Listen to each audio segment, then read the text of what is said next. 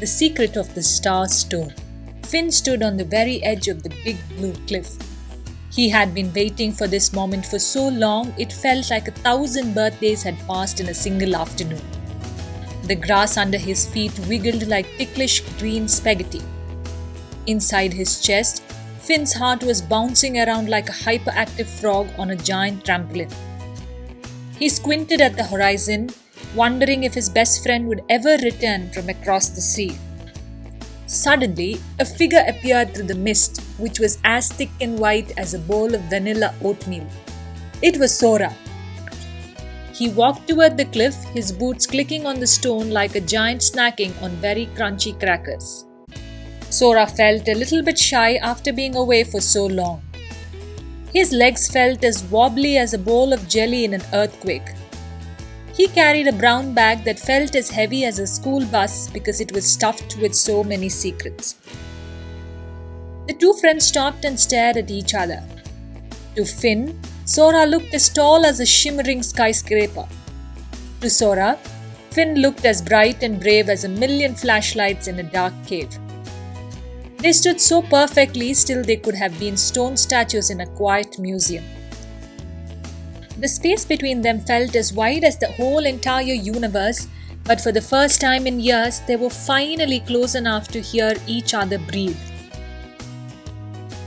Then, without saying a word, Finn started to run.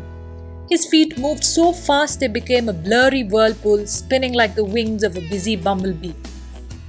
His smile was so wide and so bright it looked like it might stretch all the way around his head and meet in the back. He kicked up clouds of dust that looked like tiny explosions of magic as he raced across the cliff.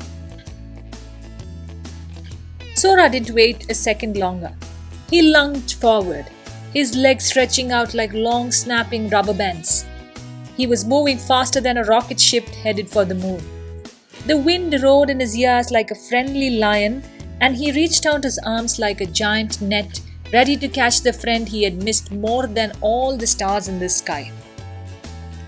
When they finally met, they collided with a giant oof. They gave each other a hug that was tighter than a double knot in a brand new shoelace. Sora felt as warm as a toasted marshmallow right out of the fire. Finn's happy laugh sounded like a billion silver bells ringing in a summer breeze. They were so happy that their toes felt light, as if they were floating 2 inches of a prickly glass. Finn reached deep into his pocket and pulled out a hidden treasure. It was the star stone.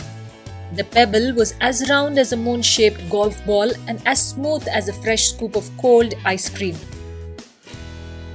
"I haven't let it go for 1,000,000,000 years," Finn joked, his eyes sparkling.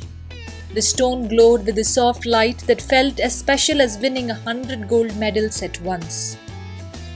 Sora reached out a shaky figure to touch the cool white stone. The moment he felt the smooth surface, a million happy memories zoomed into his brain like a swarm of very friendly bees. He remembered building forts made of giant branches and playing tag until the sun fell asleep. He felt so much joy bubbling up inside him that he thought he might explode like a glittery party popper. They decided to climb the ancient tall tower that sat on the edge of the cliff. The old metal stairs groaned and squeaked like a very grumpy mouse waking up from a 100-year nap. Finn led the way, leaping up the steps 3 at a time. They climbed higher and higher until the giant trees below looked as tiny as little green toothpicks in the dirt.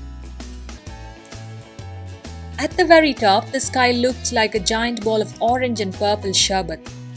Finn and Sora sat together, watching the sun hide behind the ocean. They knew they would be the best friends for another 1,000,000,000,000 years.